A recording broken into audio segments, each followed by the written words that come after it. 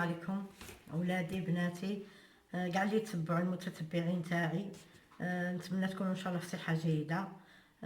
نتمنى ان شاء الله المرض هذا اللي متحرك ولا راهم يقولوا عليه الكورونا، ان شاء الله ما يقيسكم، ما يضر بكم.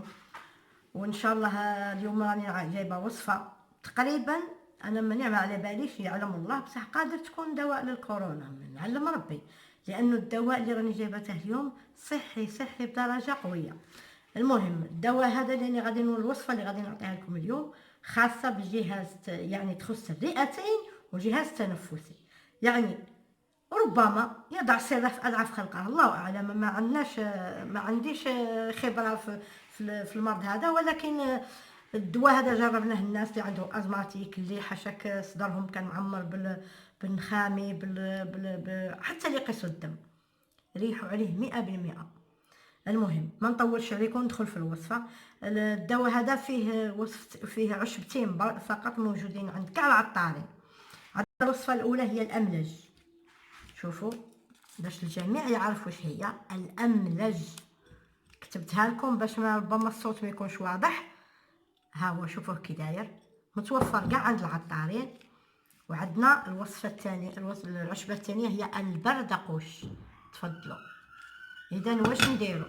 نقبضوا طاوه، نديروا فيها كميه من الماء، نديروها تغلي. لما تغلي مليح نقيسوا فيها شويه من الاملج وشويه من البردقوش، يعطونا الناتج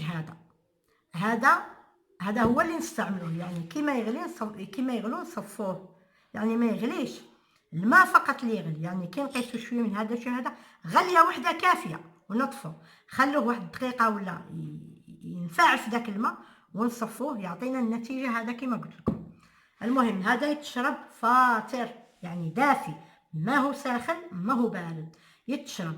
حاشاكم هذا يخدم في الرئتين وكل شيء، ويخلي الانسان يستفرغ، يعني يستفرغ كما نقول حاشاك، يتقيا داك كل هذوك السباوات وداك العفانه اللي تكون في صدره وما قدرش يخرجها، وتكون كاتمه له على الجهاز التنفسي، ولا كاتمه له على الرئتين، ولا حاشاك تخلي بزاقه يقيس الدم، ولا هذا هو العلاج الشافي باذن الله. يعني هذا كيما يشربه شغل يطلع له قلبه، ينقي الرئتين ويخليه يقيس من جديد، يخليه يقيس. المهم الدواء هذا يقدر يستعمله ما بين 7 ايام الى 10 ايام، على حساب كي يشوف راسه صدره ارتاح وما بقاش مسحقه يحبسه.